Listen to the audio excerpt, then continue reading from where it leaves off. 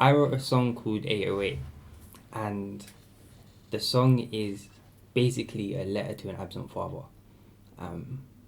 And obviously, it's not from my own personal perspective because I have these three amazing father figures around me.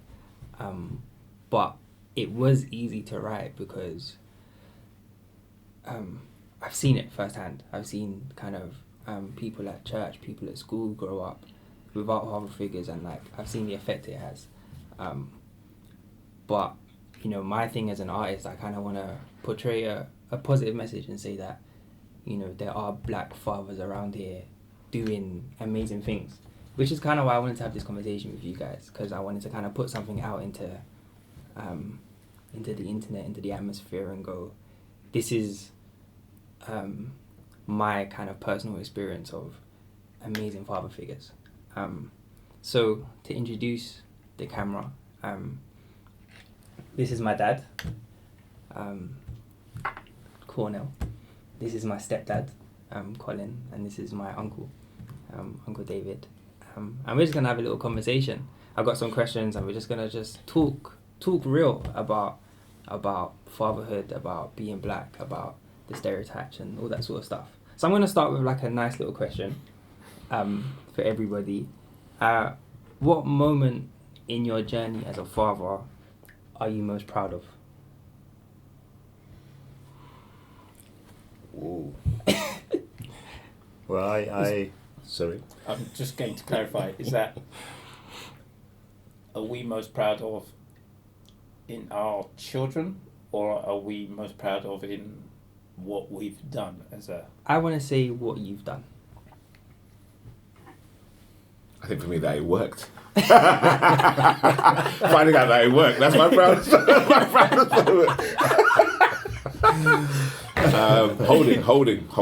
holding both of the children for me, holding both my girls, were, I'd say everything that's built on after that. That first connection for me was the proudest moment when I thought, oh my gosh, I brought a life into this world. And now I know there are going to be some times where I screw up or mess up, but at this moment in time, I feel incredibly proud, and now I know what I've got to do. That for me was my proudest. For me, I don't know. I'd be lying if I said proud was right at the outset, because there is a sense of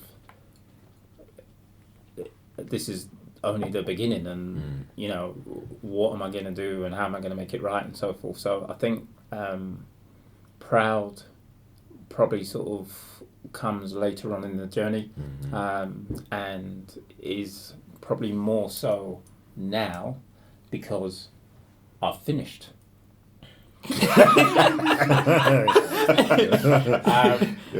Done. And yeah, I think sort of you look at your children, and it's not necessarily about what they are, if they're an accountant, if they're a doctor, if they're a musician or whatever, although it's very pleasing to see that, but for me it's what kind of person you are. And that for me is probably the thing that I'm most proud of, because it's not a thing that, you know, I can teach you how to read, I can teach you how to count, I can teach you, but sometimes there are things that are very difficult to teach. It's difficult to kind of say, how am I going to teach someone to be respectful? How am I going to teach somebody to recognise that there are other people in the world? You don't know, but actually we've turned out, and we've all turned out, because obviously we know everyone's children and so forth, and we've turned out with respectful young people.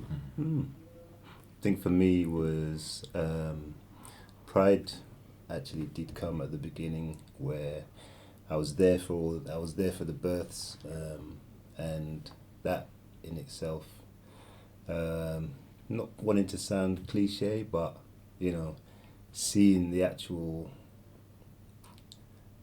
process and witnessing that life coming into the world, and knowing that it's part of you, that's where the pride was for me. The first sense of pride. I love that. I love all of that. Is that the easy question? Yeah. Yeah. Working that us was in, easy. working us in. If we were to ask your children, what is the one thing that... Sorry, 1 second. Oh, so if we were to ask your children, what is the one thing that that you wanted them to kind of know? As in, like, if I was to go to your child and go, what's the one thing that you think that your father wanted to teach you? What do you think that would be? Do you get what I mean? Did they get hard? Did they get harder than that? This is okay. Okay. Yeah, you two sip the water. I see that. I see those cues. I would hope that with both my daughters and all the other young people that I consider my children as well, I would think, if nothing else, I would have taught them to never be afraid of who you are. And that there are going to be career paths, choices, relationships, things that you're going to do that might not necessarily line up with the expectations that other adults have of you or what have you. But if you are determined that this is who you are and that's the path you're going, I would hope that my children would have acknowledged that I want them to be who they are.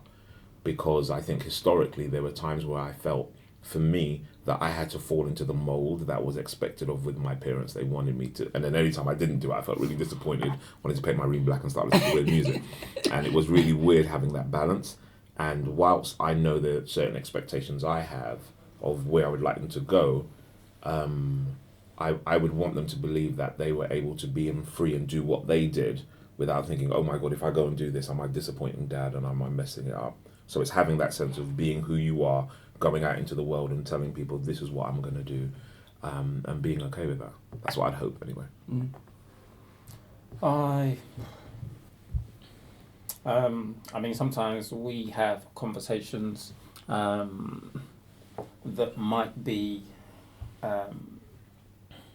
Terrell's quite often, Dad, I need your advice. And quite often I think, boy, you're an idiot.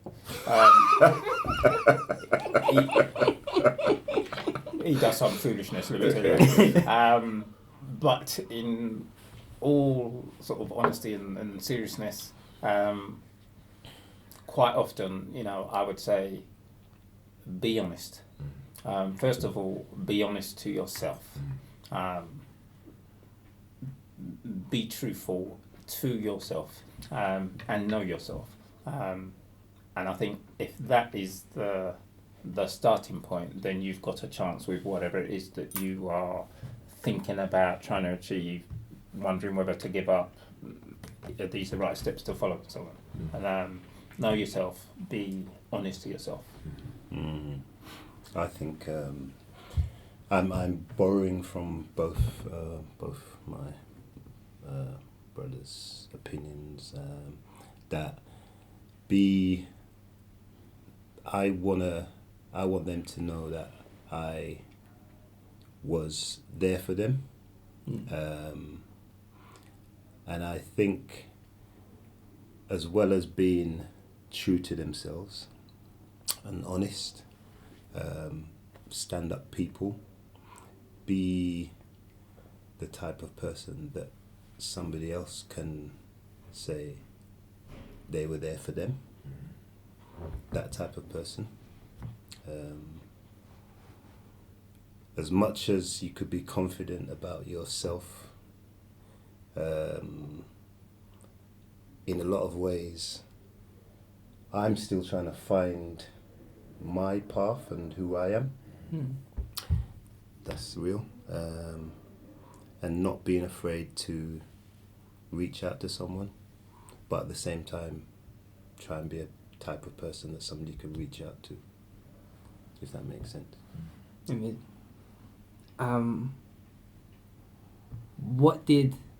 I think this one's my favourite.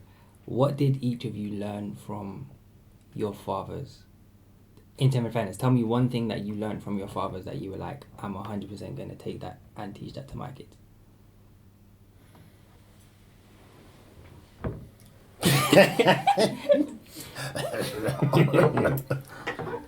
In fact, and while we're here, I want to do the opposite as well. I want to ask, what's the one thing that you saw that you were like, that has to stop?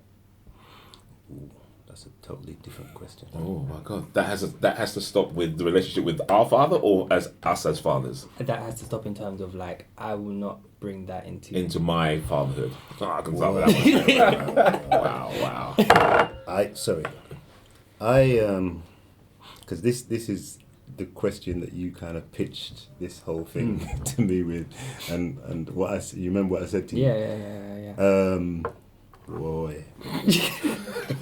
Let me just relax up here. Because like I said, I'm learning.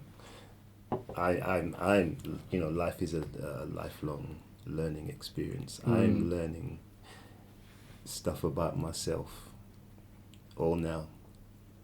But one thing that I did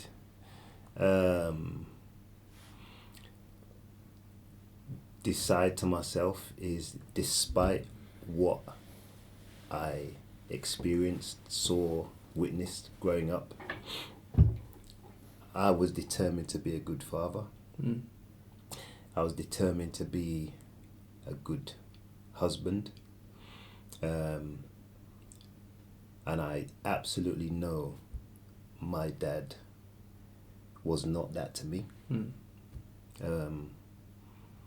But I was still determined in my heart that I would be a good father and a good husband, and I'm still trying to do that. So things that I witnessed and in a lot of ways shaped who I am. Thank God I purposed not to repeat that.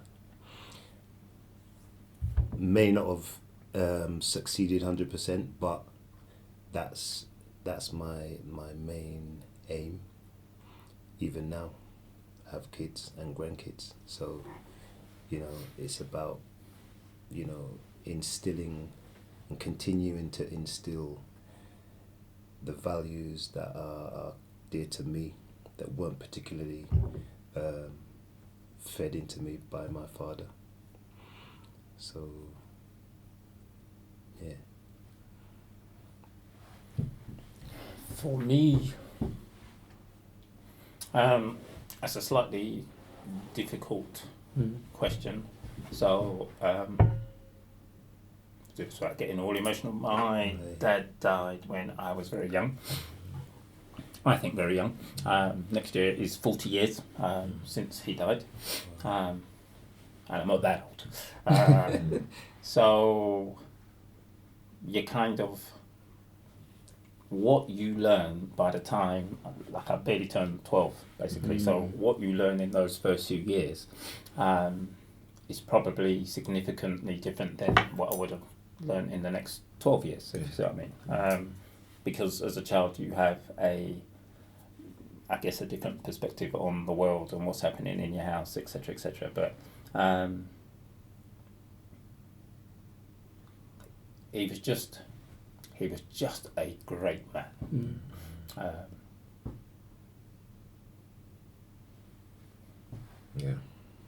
My hero. I'm still quite close with my dad, and I think from quite young he probably thought I was an experiment in how far things can get pushed and boundaries can be pushed around some stuff. The one thing that was really interesting about my dad is I think I've probably only heard him say I love you about 3 or 4 times in my life. Is that to you? To me. Okay. And I don't hold it against him, because I think that old school kind of Caribbean thing was like, look, if I put food on your table, you got dumplings and sauce and what have you, that means I love you, it's sorted, I pay for your school trip, hush your noise, I love you, do you know what I mean? Whereas a generation now, we're kind of like more used to saying that. But I always knew that he did. And he always gave me a lot of bandwidth with stuff, because he always knew that I was he would call it a rebel, but I was just like, I'm just being me, because I don't see it as rebellion. That's just who I am. And there were times where I felt that because he was so,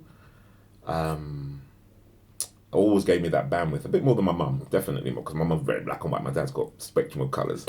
And he always gave me that bandwidth, and I believe my outspokenness, my ability to be able to speak out for other people, the affiliation I've always had working with young people within my family and outside, I got that from my dad. Totally got that from my dad. He was always 100% focused on you, focused on looking for the underdog. He more of an extended family person than I am. I'm like, bum the rest of them. I don't care. I love the ones that I have, but the rest you can forget that. But the one thing that I said that I would not take that he brought into the family was physically disciplining. So again, old school Caribbean, you do wrong, you get beat with, you know, my dad used to get me to choose the belts. I think that's barbaric all now, all right? But which belt you're going to do? You're like, do I go with the Pathfinder with the thick one, or do I go with the skinny one, which is going to sting you and leave you with the marks? I was like, nah, what have you? But I determined the reason why I was never going to do that with my children, because I remember the last 2 times my dad physically disciplined me, I wanted to kill him. That was a thought in my head. We had a really deep conversation about it. He was like, you really wanted to kill me? I'm like, yeah, I did, you know. I wanted to take you out, bro. I had plans, you know what I mean? And I never wanted to have that feeling with my children, that there was going to be... I'm never afraid to discipline the girls. And it's really weird, because on the flip side, I overheard them say... I overheard them in a conversation when we were living in Crag Avenue they were talking to Madeline, and they were like, do you know what... Madeline, your wife. Madeline, my wife, sorry. And they were saying, do you know what, Mum, the thing that we worry about worse with Dad is when he's silent.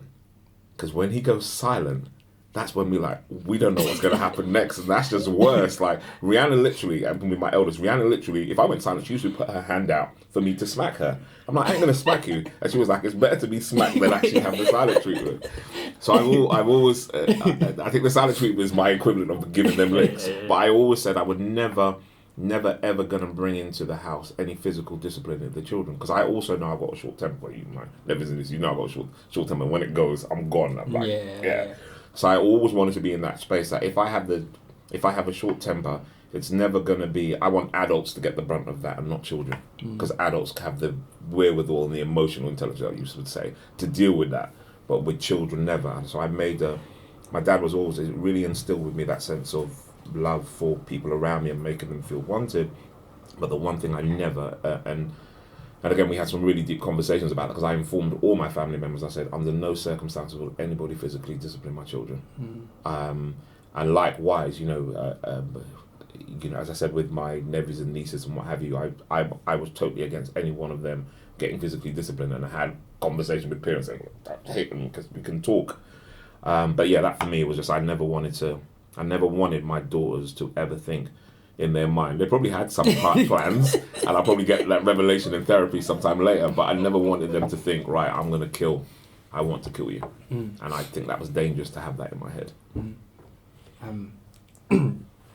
Going back to you, Dad, I remember having a conversation with, your dad passed away, but who I call Granddad and who you call Uncle Danny, married grandma and helped out with the kids. And I remember having a conversation with Granddad, and I didn't actually know until very recently that that they were friends. Okay. And I remember having a conversation with Granddad and him saying, when Granddad died, I remember him saying, I have to be there because what about the kids? And I think that's something that's like always stuck in my head, because it's like an kind of like an overwhelming love of like, I need to look after the kids, like regardless of any sort of situation. They've just lost their dad, and I need to be there and be that person. I mean, we had, I know this is not what this is about, but it does make a good point. So we had a lot of support, and my relationship with Granddad, it's kind of weird, because obviously you want your dad. Now, me and Colin, we both have stepchildren, and you know, I think this sometimes in the fact that you know, children grow up, young people grow up, and you know, maybe there's like an ideal, and sort of, you know, you're going to do this, and you're going to become that, and you're going to work at this, and you're going to meet someone, you're going to get married, you're going to have children, and so on, right? And nobody, at least not that I've ever been aware of, ever sort of grows up thinking they want to have stepchildren. It's not the norm. And I guess unless you don't have parents, no child particularly wants to be a stepchild. I would have thought, really. And so, yeah, I mean, I don't know. So the kind of, so I've known your granddad since I was about 5. They got married. He married my mum when I was about 16, I think, and they'd been in a relationship, I guess, for sort of 3 or 4 years, maybe. But then the other side of that is that I now have stepchildren, who, I mean, slightly different maybe with them, but, you know, again, you kind of have to try to respect that they probably didn't want you. That wasn't their plan. And because sort of their ages and so on, you know what I mean? It's just kind of,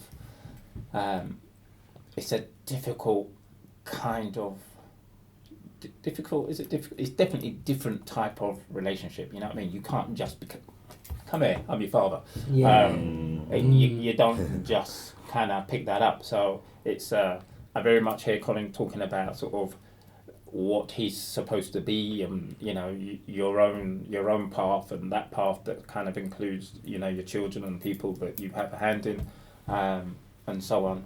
And but then bizarrely, like, so my grandchildren so far are from my stepchildren, or from my stepdaughter, basically,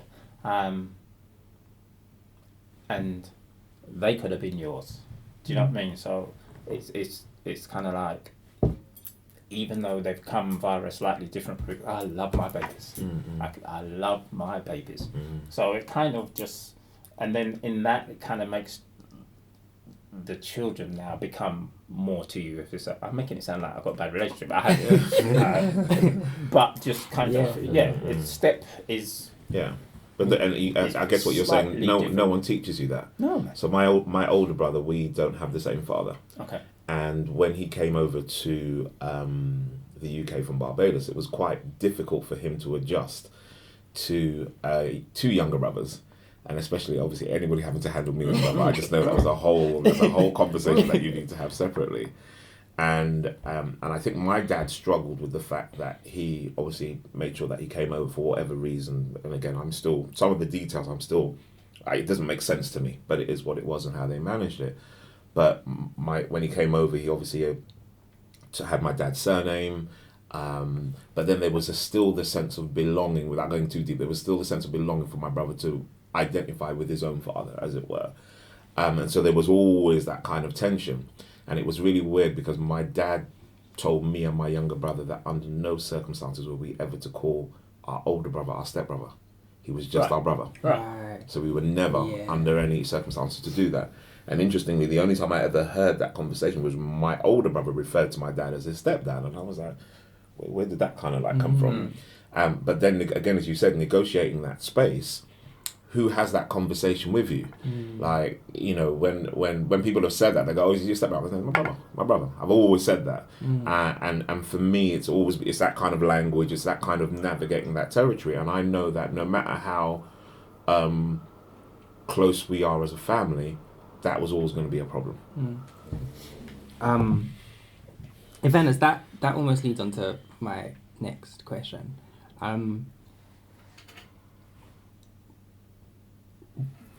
What's the difference between what's the difference between having a son and having a nephew? And like, does that and I know you don't have any sons. That's how I'm going to start with that one straight away, bro. I'm flying straight in with that. But does the almost the element of responsibility change? Does the ideas of what you're responsible for change? What's the difference? So I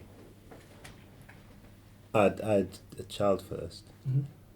But were you talking about sons or? Yeah, let's go. Okay, so I had a son first, then a nephew.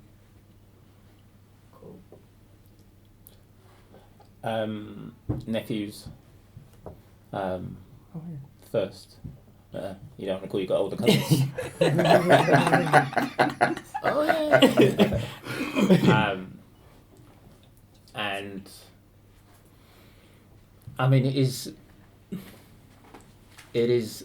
different. There are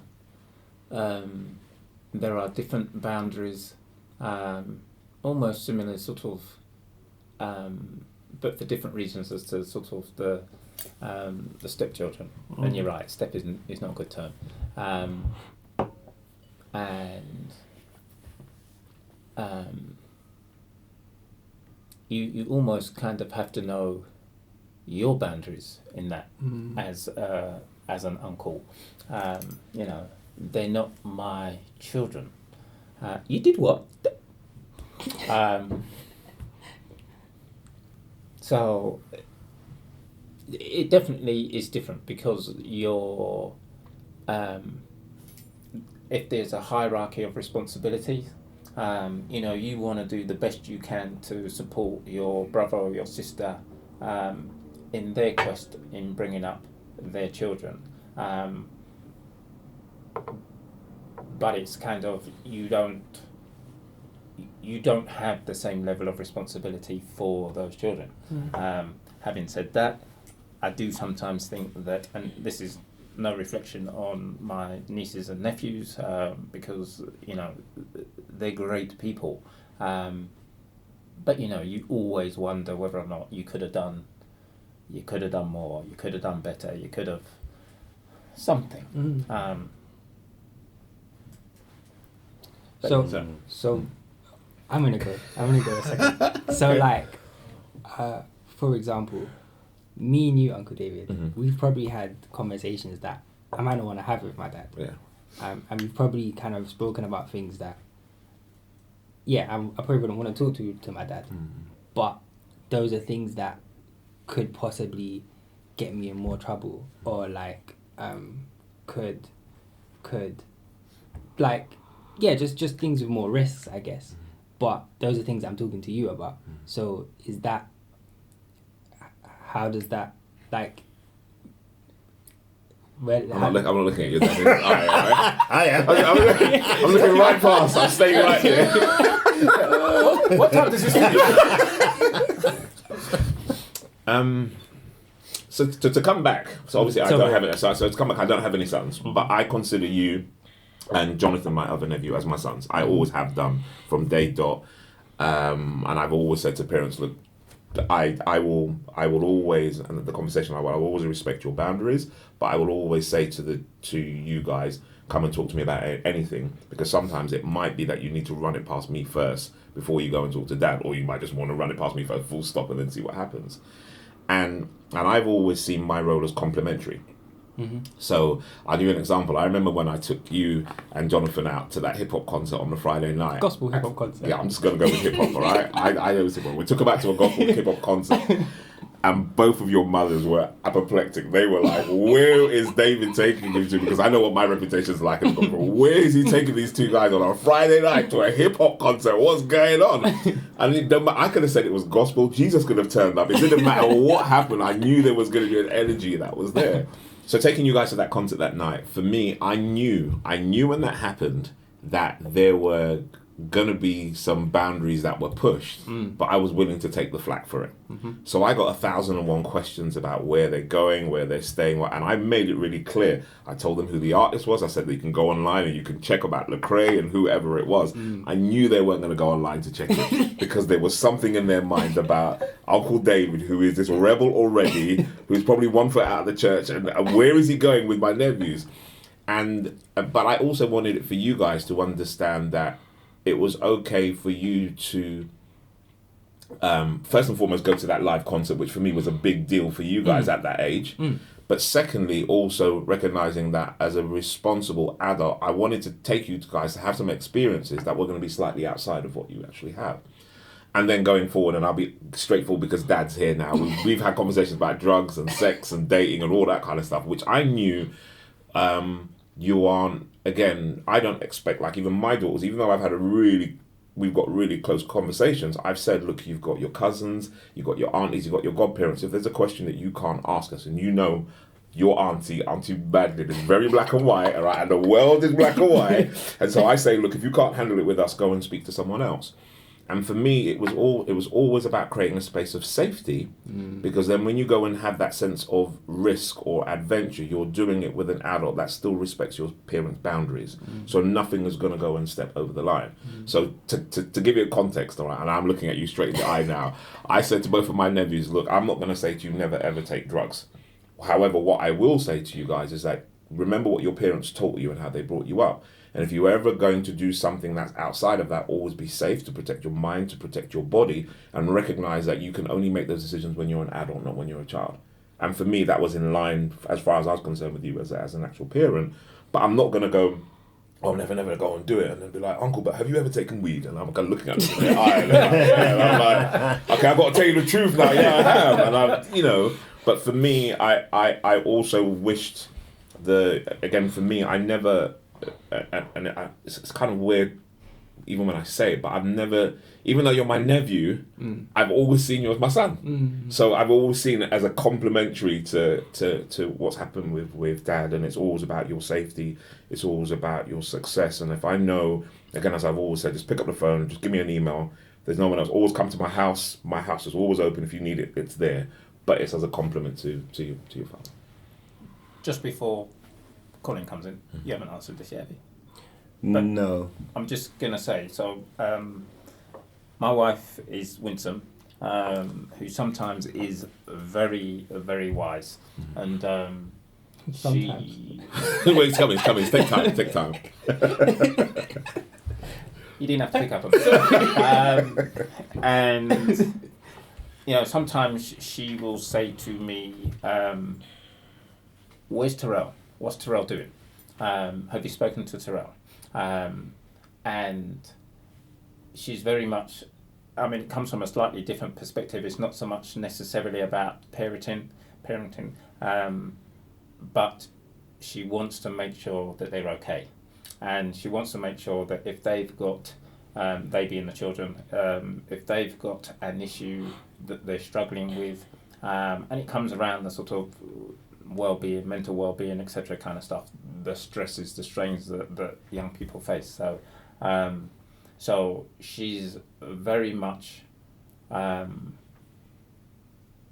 talk to somebody. Do you know what I mean? Talk to somebody. This is not a time for us to be. It's not a time for us to be competitive. It's not a time for us to be jealous. It's not about that. All right. So I promise you, I love the fact that Uncle Colin or Uncle David or Uncle Ian or Granddad or somebody is there to have a conversation with, if it helps you, and if it kind of either steers you or just kind of helps you make up your mind or kind of takes away some of the pressure and the stress or whatever kind of stuff, you know what I mean? So, if I'm 10% and you're 10% and you're 10% and somebody else, that's fine, so long as you've got somewhere to go. And I would rather you have David or Colin than no one. Simple as.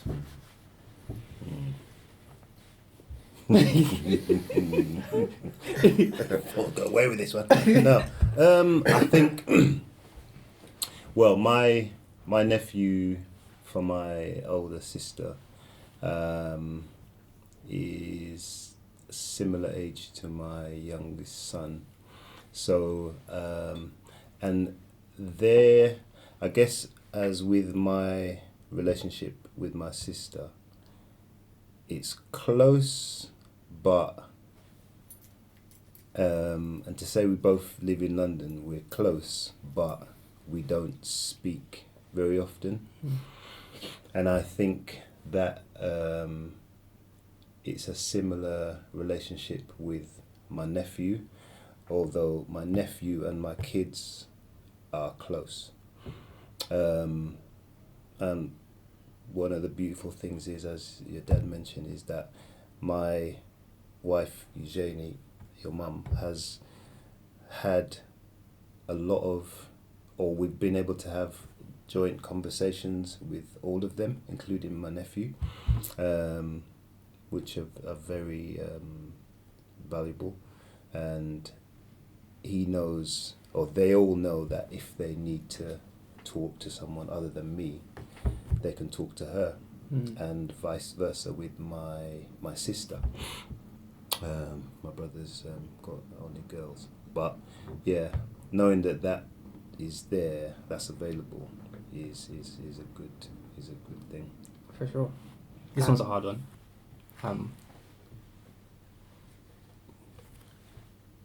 When did you feel furthest away from any of your children?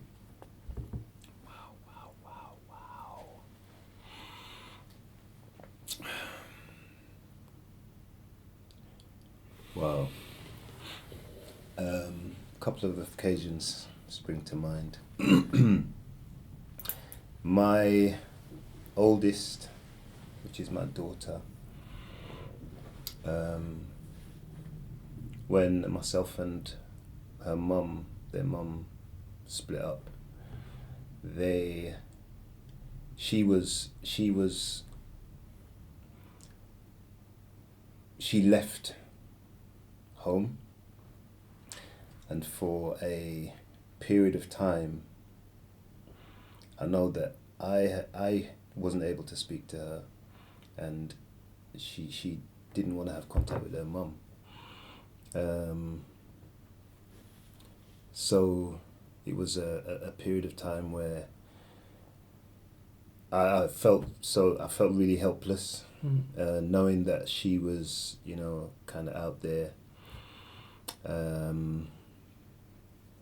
and for whatever reason didn't contact me, but knowing that the relationship with her mum had almost disintegrated totally. Another occasion. Wait, before we go back to that, but you guys are fighting now. Oh yeah. What changed? What?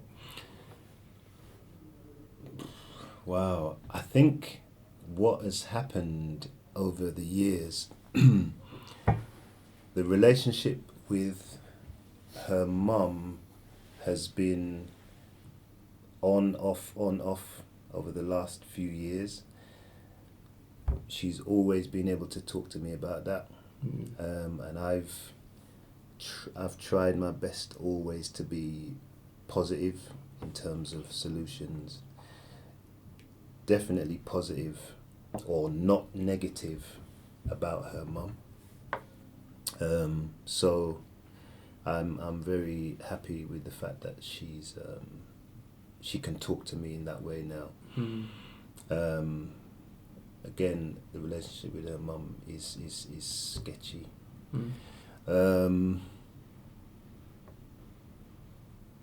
My son, my oldest son, spent time in prison. Very, very tough time for me. I received a letter from him at that time where he told me exactly what he thought of me. And that was a very low, distant point. Again, wanted to be there, but wasn't able to. And yeah, it was very very hard. Again, now our relationship is much stronger, and we can talk about those times openly and honest, and it's not something that's it's not something that's going to be a grudge. It's something that we can really be honest about and open. So I'm happy about that. Which I guess is like the kind of point you as a father figure, I guess it doesn't always go swimmingly, it doesn't always go the way that you plan, but the beautiful thing is being able to go, yeah, we've been through that, and we had to be open, and we had to be honest, and we had to say exactly how we feel to be real with ourselves, to be real with you. I'm really glad that we can have these conversations now. One of the things that I learned at the event that I showed you about earlier was that our fathers, this is an analogy that was used, our fathers were given a butter knife to cut bread, if you understand what that means. And so they did the best with the tools they had, and some of that was passed on to us. So we're doing the best, or we've done the best with the tools that we were given. But what's beautiful is that as a child, you can have these conversations with your father or your father figures to help you navigate the path that you chose. Can I ask a question on that? Is that all right? Did you at any point, especially when your eldest boy went to prison, did you shoulder any, or did you feel that you had to shoulder any of that as blame, as a father, and your role as a father? Oh yeah, yeah. That's something that I think I'm still doing, rightly or wrongly. But what I do know is that there's a point where we have to teach them or show them that they have to be responsible for their healing or their mindset change. They have to be responsible for that. We can't make them do that. So, yeah, I do feel a lot of blame, and it's about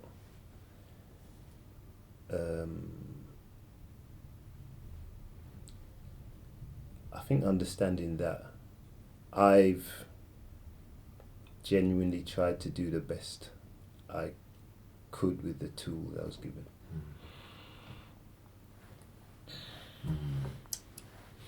For me, you asked that question, and the thing that came to mind was sometimes you got to recognize when you've been blessed. So I don't have, there's nothing that kind of springs to mind. There were a few, and I do mean few, sort of occasions when you were growing up, where, you know, same like any child growing up, I guess, wants to, I'm going to call it spread their wings. They're influenced by others. You have to recognise at some point that, you know, it's not just about what you, the parents, say. You know, you go to school, you go to clubs, you go to whatever, and so other people have influence. But minor, really genuinely minor, where, you know, the conversation would have been, are you sure, son? Do you know what I mean? think about who you are, what you're doing, why you're doing it. But they were just sort of growing pains. You know, I look around me, I look at some of the young people and some of the problems that they're having, and they're having to sort of navigate and negotiate. And for whatever reasons, and you know, it comes back to the point of, you know, sometimes this is the hand that you've been dealt.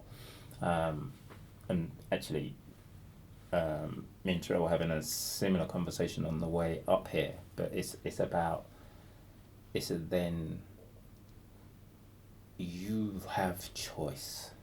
And I guess it comes back to what you're saying about being responsible and taking some of that responsibility, but you do have a choice.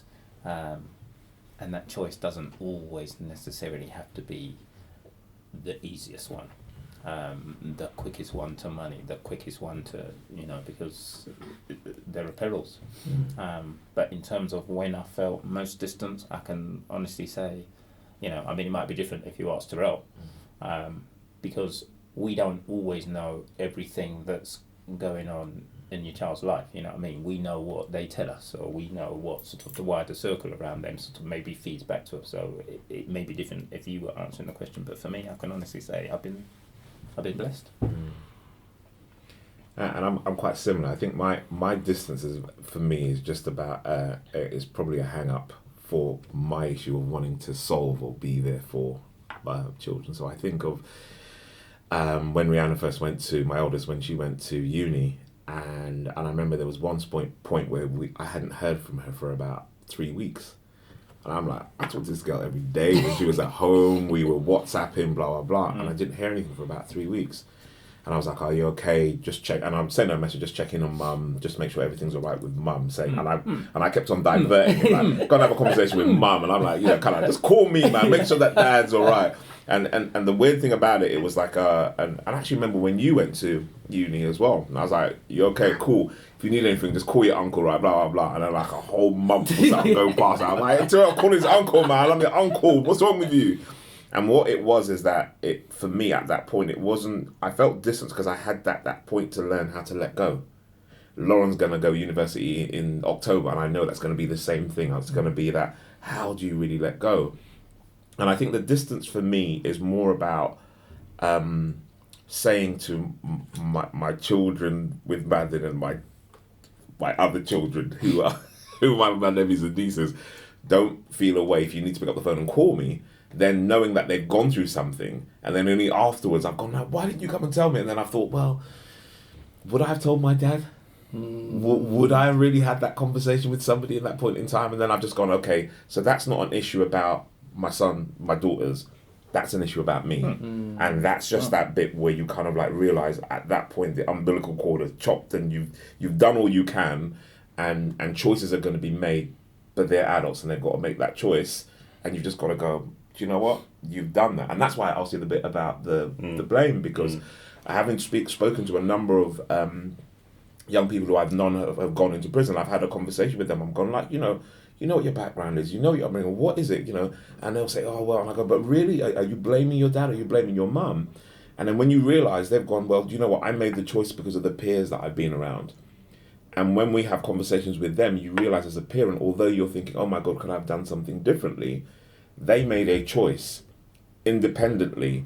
They went down a certain route independently, even though we would have instilled every single thing that we know we can do. We know, look, when we were adults, I know when I was 14, 15, my parents didn't know that I went carnival, right? They only found out when I was in my 20s, like I said. They were like, you went to your cousins, and you told me, and I was like, yeah, I did, but we went to the carnival on the way. Do you know what I mean? But there was nothing my parents could have done to stop me from going to carnival, because I had made the decision. Okay, apart from my dad trying to beat me or whatever, you know, there was nothing they could have done, because I had made the choice. I had arranged with my family to do that. And so when I look back at that, I go, the distance thing is just me having a bit of a struggle letting go, but then going, they're adults now, they've got to make their own choice. So, on the back of that last question, when did you feel closest? Was there a moment that you felt closest to your child? Okay, I can give you a couple. Mm-hmm. The closest I felt was when I took you guys to the concert. That was a bonding moment. I cannot. I'm just telling you. I'm telling you, for all the stick that I got and I knew I was getting, that was a real bonding moment for me. So there was two things. Obviously, there was that concert, and then there was me being able to take. I think it was Jonathan when I took him to Akala. Jonathan, I took to Akala. You couldn't make that day. Yeah. But there was something about being in those spaces with you guys where I felt, okay, this is my connection where Uncle has gone out on a limb, done this and that. He's going to take the flak, but there's open for you.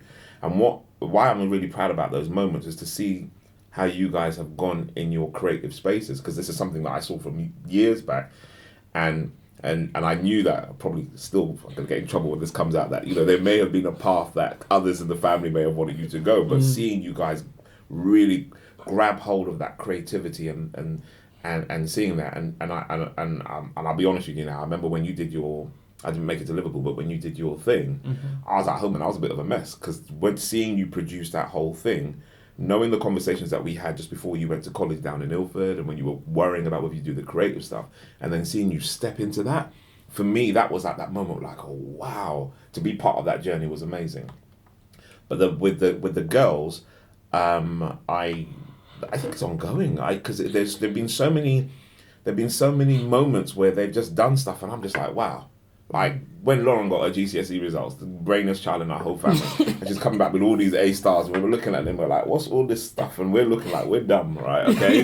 But it was amazing to just look when Rihanna finished her degree, and then she went through, and we're coming back to that distant thing. When she didn't contact me, we didn't even realise until afterwards she was going through a lot of racism in college. There was a lot of oppression. There's a lot. Only black girl in Salisbury, the only black girl in the village, only black girl on her course. All that stuff really escalated.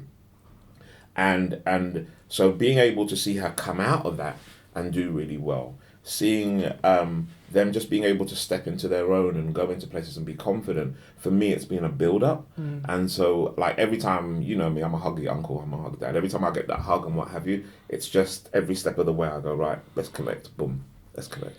And that's, so it's for us, it's a continuation. And every time I see that, I can't, it's weird to explain how proud you are when you see those moments. It's mad. But yeah, those are beautiful moments. Those are close moments for me.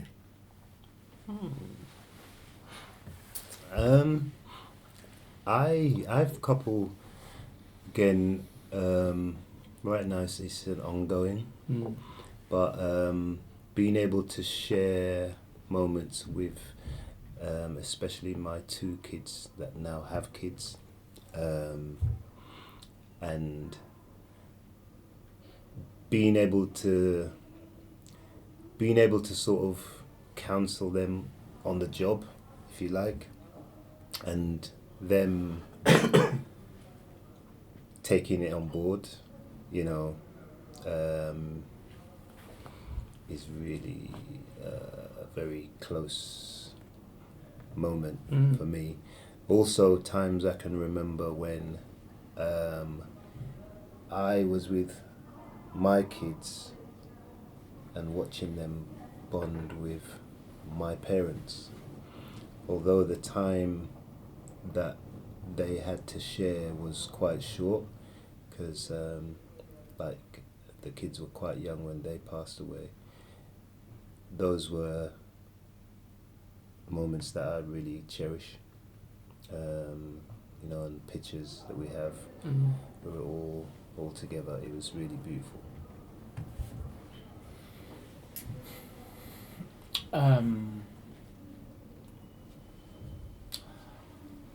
I don't know if closest is the word. I just want to pick up on something that you said a little while ago, David, about the kind of some of the issues were actually about, they were your issues, not the children, and about you letting go and so forth. And I remember thinking at the time that sort of some similarities there, but I know when I left home, so I went to university, and there was a whole heap of children just bawling, Mummy, I miss you, Daddy, I miss you, kind of stuff, and I was just kind of like, what's going on here? And I don't know if it was a coping mechanism. I don't think it was, but I think I'm kind of I'm quite independent, and I always have been sort of as sort of growing up and so forth. So you know, my parents used to be kind of like, you know, I'd be like, see you as I'm getting on the coach or whatever, you know what I mean, sort of for the start of sort of September, October term, and then I'm like, hi mum, Christmas. And so I kind of, when Terrell went away, because you've been in Liverpool, what, 5-6 years now? 7. Woo! Yeah. See, I'm coping okay. But like, I recognise and that sort of he sometimes has that, and but I know he has like a lot of contacts, and I know he's kind of got like a lot of affiliations and so forth. But I mean, I can go months. You know what I mean? And then sometimes, you know, you just see his name and you're like, boy, you're alive! Yes. Yes. And I think sort of, I mean, we've had conversations, and I'm going to come back to one that we've had fairly recently, but or we've had conversations where I've said to you that, you know, yes, I'm your dad. Yes, you know, as a dad, we love our children, and we love our children from when we get them until we can't. You know what I mean? It is what it is. You can't break that. It's very, very difficult to break that. But I've also had conversations that basically say that, yes, I'm your dad, but if being dad was a job, then the job would change, right? So sometimes as a child, you know, I may have said to you, don't get it mixed up. I'm not your friend. Mm. You know what I mean? I'm not here to be your friend. I'm here to be your dad, and I'm here to make sure that you do what you're supposed to do in the way that you're supposed to do it. And the conversation that I'm saying we've had a while ago is that like my job changes. So, you know, when you were 5 and 10, I'm shouting all the time. When you're getting a little bit older and so on, and you know you should be knowing different, then I'm trying to some way maybe not shout less. I'm trying to shout less maybe and kind of talk more. I'm your dad, and I think what I said to you was that sort of like the older you get, the less I have to be your parent. Mm. And we get to the point now whereby we can be friends. You know what I mean? It's not my job to make you go to school. It's not my job to make you learn your book. It's not my job anymore. Mm. Some of my responsibilities are now your responsibilities. And so it's different now because actually we can just talk, you know, and you know, I've always been able to sort of you know, tell Terrell stuff or you know, things that he didn't know or whatever, you know, and he kind of learns from me. But what he doesn't recognise is that now we're at the point where actually, you know, I can get off the phone or off the end of the conversation and think like, you know what, I didn't know that. Mm. You know what I mean? And so I don't know that I can say closest, but I can just say there's kind of different forms of close. There's different forms of dad, and now I'm in a good dad space kind of stuff. You know what I mean? Because dad is now, you know what I mean. You kind of you've reaped all the rewards from the shouting, the making sure that the on time, tie your shoelace. Why is your book like this? Do it again. And now it's just kind of like, yeah, we've done all right. Yeah. We've done all right. So to get into the last bit, to go back to what you were saying, Uncle Colin, about you know, your father's generation was given a butter knife to cut bread. You said bread. To learn a book.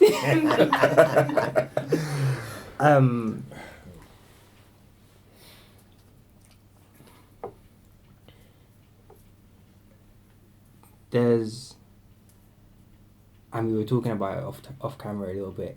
You know, the generation before was probably given less tools to do the same kind of job, and you've probably been given a better knife, and we I said our generation has probably been given the best tool so far. But what is it that, for you guys, what is it the thing that you want to install to make sure that, you know, we know how to deal with the next generation, we know how to raise the next generation, and especially as there's such a massive stereotype about black absentee fathers and black absentee father figures and not having that. And so what is it that for you guys is the kind of like key to make sure that you teach us, and you key to make sure that we teach the next? What is that? Do you know, sometimes, you know, there are sayings that sort of just go on from generation to generation, and this isn't necessarily a black one, you know, but, you know, you'll hear, you don't know you've been born. And I think that for me, sometimes I think about, as a child, I mean, it was different, and sort of, I guess the whole sort of economics and infrastructure and so on was different, but as a child, I can remember our family being huddled around the one paraffin heater, stinking at the house, whatever kind of stuff, but it's the only warmth you're going to get. Yeah. And using the candles when the lights drop out, and they could be out all night or whatever kind of stuff, you know. I am, you know, my dad worked 2 jobs. And when I say 2 jobs, I mean like one's a day job and one's a night job. It's not even, you know, a Monday to Friday and then a weekend. You know, the guy just worked. And my mum worked and until their accident. And, you know, I couldn't swear to it, right? But I'm 100%, we never missed a meal, right? We never missed a meal. I'm not convinced that my parents didn't, right? But we didn't know. So you go from that, and now as parents, it's a different time, and there's sort of like technology and so forth, and you know, all the children have got mobile phones, say for example. So when you were growing up, you know, like some of your friends and stuff had mobile phones from early, and you know, it was sort of we're getting presents at, I mean, I'm a twin, so I'm a twin, and my birthday is near Christmas. So sometimes, you know, we would get a present from somebody, you know, and that one present said, "Happy birthday and Christmas, Cornell and Yolanda."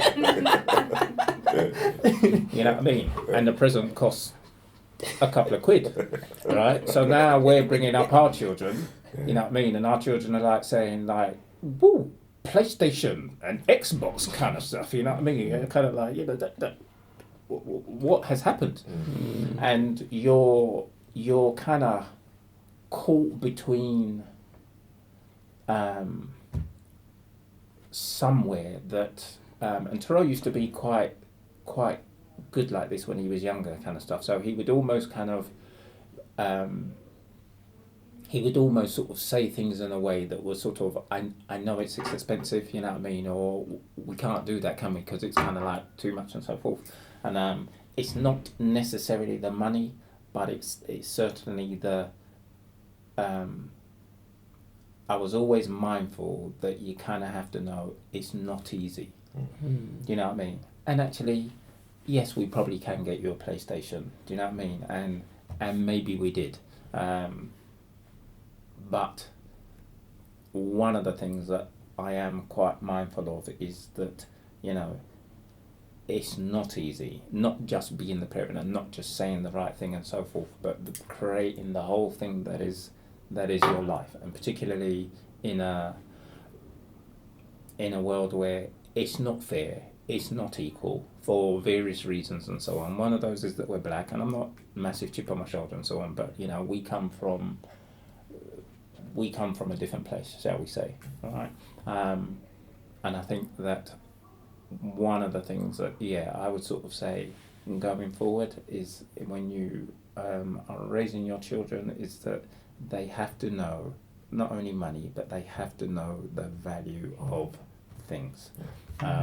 Some things are important, some things are not. And it's about, do we recognise the difference between what actually is important in life? Is one of the things I'd say.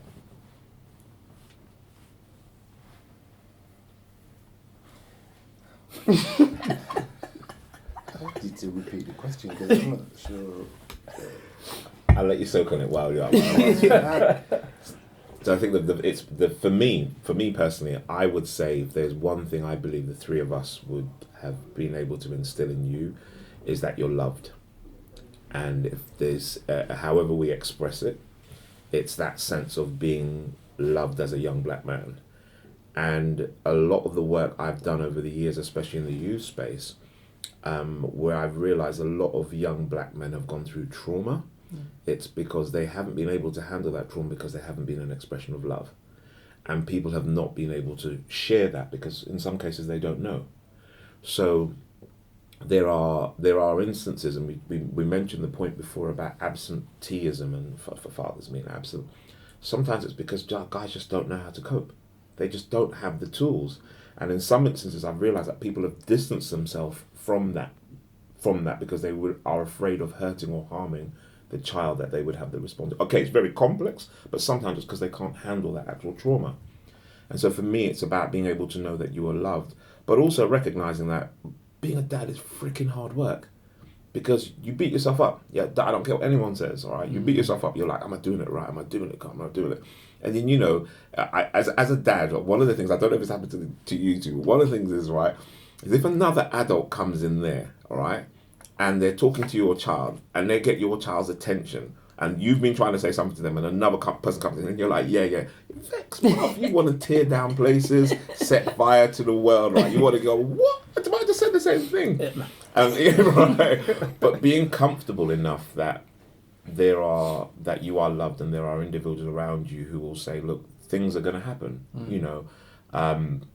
I think for a large proportion of, again, my daughters, your cousins and what have you, 15 years of your life you had to live with a grandmother who had Alzheimer's. How are we really able to navigate that space when it was difficult for everybody outside to express that emotion because they didn't know how to? But part of how we were able as a family to navigate that space and deal with that was quite important as to how you learn. For me, I know I kept my emotions up until about the last 3 months before Grandma died, and then it just went to pot. And I knew at the funeral I had to cry to say, look, nephews, nieces, daughters, it's okay as an adult if we cry as well. And obviously I wasn't good because I just knew I went ugly crying with the snot and the body shoulders rocking and everything. But it was still for me an important part as a father to say, let's be okay with our emotions. Let's absolutely be okay with that. And coming back to the point I was saying to Colin as well, I actually think as dads, realistically, we got the first 5 years to kind of like imprint our values and our way of looking at the world. Then I think we got about another 7 years where we can actually discipline you. You can't go out, you ain't doing no breaks, you ain't getting no food. From about 12, 13, 14, you start to carve your own way. And all we're doing is we're really trying to kind of like guide and kind of like give you that position. 12, 13, 14, you're starting to change. You're becoming a man, your voice starts to drop, you're getting your little... I remember when we were having the discussion when I noticed the hair starting to grow. Looking online, man got beard. I'm like, no, this is not even healthy. But the truth is that there's a lot of changes that you're going through there, but there is space. And I think this is important to create that space to recognize that if you do go wrong, if you do mess up, that you've got individuals around you who can keep you focused. But it changes. And just very quickly, I think of when I was growing up, 13, 14 now, and if my dad sees it's going to be hilarious. But I remember going into the shop and sneaking, and we used to get magazines off the top of the shelf, right? And the dodgy shopkeeper who just wanted money didn't care. Put it in a brown paper bag and you were gone. That was us. Man ran out to the woods, right? That guy, right, was sitting down there. We're going through Playboy or Reader's Wives or whatever the hell it was. Now, as a dad, you're saying to your child, hold on a minute, let me check your phone. Yeah. Because you're up on Pornhub or whatever the hell it is, and kids are more adept than parents. They know VPN. They know how to bypass, and you're like, yeah, I know the tech. Nah, they've gone through on the next level. So that stuff has changed. And coming back to what you said, it's that value. I think of the conversation that I had with you and Jonathan, I was saying, look, for me, porn is there as a form of entertainment. That's what it is. It don't real people don't look like that. They don't make them noises. They don't do all that kind of stuff. And having that honest conversation for me was important, because if I don't give you, or if Dad doesn't give you, or if Colin doesn't give you those kind of wider conversations, there's the next guy on the road who's going to say something to you, and you can end up being abusing a woman. You could end up being in an abusive relationship because no one's giving you the context of that. And that for me is the difficulty of fatherhood. How do you do that when technology changes, when the environment changes, when people are a lot more open about, like back in the day, we could have gone rave and we'd have slapped a woman on the bottom and like, yeah, come, like 2-2 wine. Now, bruv, me too. You're getting sued. They're coming for your house and what have you. People are going online on Twitter. I'm gonna cancel you. You ain't getting this. And there's this whole thing. I'm not saying what we did was right, but I'm saying the way that society has changed, we've got to adapt accordingly as dads to then educate. And I think the last thing I would say is that one of the most powerful things I've realised is that I'm not just the dad of my children. And when the opportunity comes to be dad to other people as well, I take that opportunity as well. Well, can we sharpen the knives? I guess being aware or having those conversations about how it was, being open to understanding what it was like for us, and us ourselves being honest enough to have those conversations with our kids so that they'll understand that we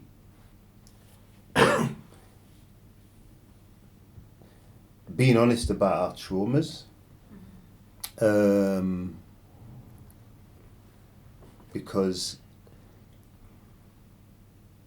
they're going to go through trauma, or they have been through trauma, and how they move forward is understanding that trauma. And I think in a lot of ways I keep saying this, I'm beginning to understand, or I've at a place where I've understood what some of my emotional triggers are, and they've got to try and understand what theirs are. And that will help them, especially the ones that have kids, in sort of safeguarding their children.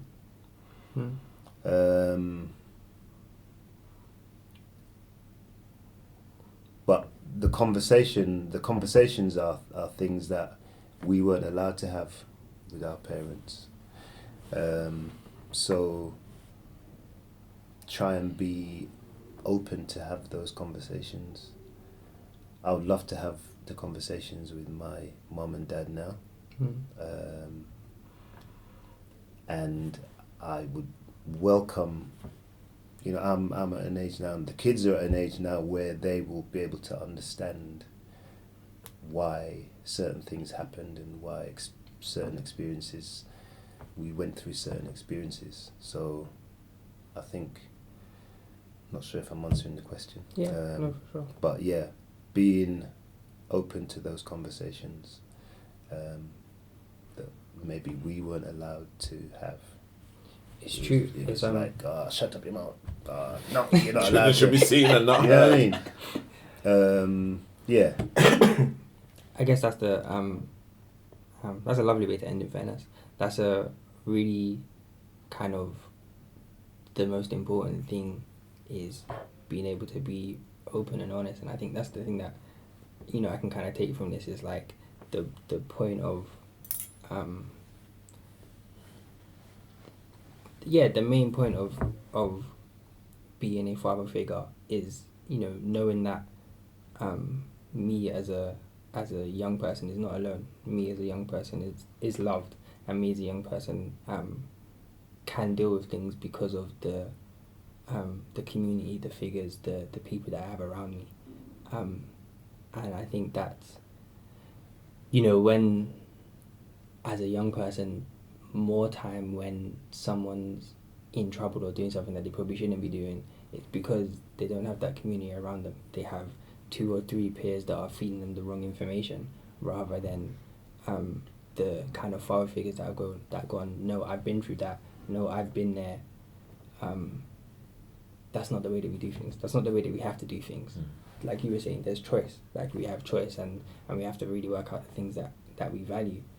I don't know. For me, this has been amazing. I kind of thinking about when we thought about the idea of having this conversation. I really wanted to. Yeah, I just really wanted to know what it was like to go through it, and I really wanted to give some people at home some nuggets of advice and about understanding fatherhood, understanding love, and how we move forward and how we better the next generation. So thank you guys for coming. Thank you. I really appreciate it, and yeah.